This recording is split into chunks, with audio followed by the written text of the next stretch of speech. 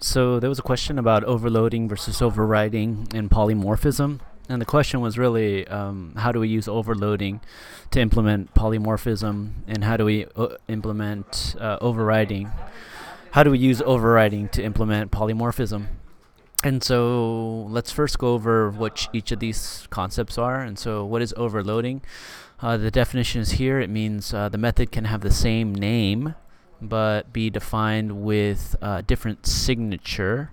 And what is a signature? It is the return type of the method and also the parameters, right? It makes up the signature.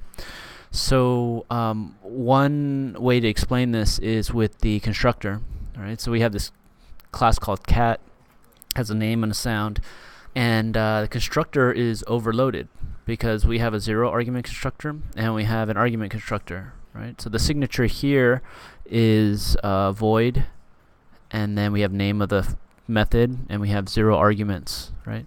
And then over here we have void as the return type, we have the name of the function or the method, and we have a string and a string, right? So this signature here is different from this signature here, right? Namely because there are two arguments, two string arguments, right? This could also be different if we had it taken an int and a string, right? So if there is a different combination of return type and arguments, then the signature is different, okay? And in this case, they're both different. So to give a more real example, we have this method called speak, right? And let's say speak just returns the sound instance field. We could also overload this guy by saying public string speak, and it would take in an int num, and that num would determine how many times we would concatenate the sound, right? So we could have like a 4, 0 to num, then like some string s is like plus equals num, plus equals sound, and then in the end we would return s, right? So what would that do? We're just concatenating the sound to itself however many times they enter in. So if they enter 3 here, this for loop is going to iterate 3 times. S is an empty string to start out, and we concatenate meow, meow, meow, and then we return that string meow, meow, meow, right? So this is also a way that we can, another example of how we can overload the speak method. Okay, so that's overloading, right? Overloading. And now the next item is overriding. And what does overriding mean? Well, we have the definition.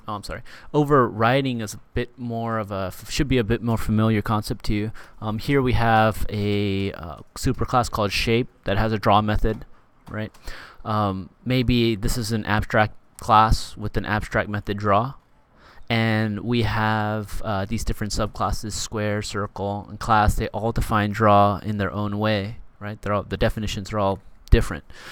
So what we could do is, maybe I could just use this piece of paper here. What we could do is we can make a object of type shape. So we can say shape s1 is equal to new square, right? And then we can make another one, shape s2 is equal to new circle. And then we could do shape S3 is equal to new, what is that? Hexagon, okay. Hexagon, okay. And then we could stick all of those guys into an array, and we could have like a for loop, right? Like for each object in the array. And we could say O dot draw, right? So if you remember, this class here specifies what methods are available to use, and as we can see from the drawing here, draw is available to be used, and this class here represents where the method is going to be defined. So when s1 runs draw, it's going to run the draw that's found in square, right here. And then when s2 runs draw, it's going to run the draw found in circle. Right. So for each, so what we have here is we have an array that's full of shape objects, but because of the way that we define the shape object, when we drop into a for loop and we iterate through them and we run draw, the same method on all of the objects of type shape, they run methods that are defined differently. right? So that's the concept of polymorphism, which is when applied to object-oriented programming like Java, it describes a language's ability to process objects of different types and classes through a single uniform interface. So here we have objects of all the same type, shape, but the result of execution of a method is different, right? So this is an example of polymorphism. And so the question is can overloading be used to implement polymorphism? And I've done quite a bit of peeking around on Google, and there's people from both camps saying yes there is, and then others saying no, there's no way you could do it because that's not what polymorphism is.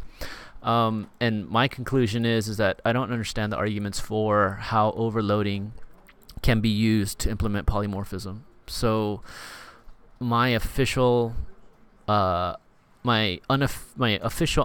answer, meaning that answer can change and be corrected, of course, is that overloading is not, if this was like a Venn diagram, this would be a circle, this would be another circle that overlaps this circle, and overloading would be a separate circle that does not touch this, like, connection here.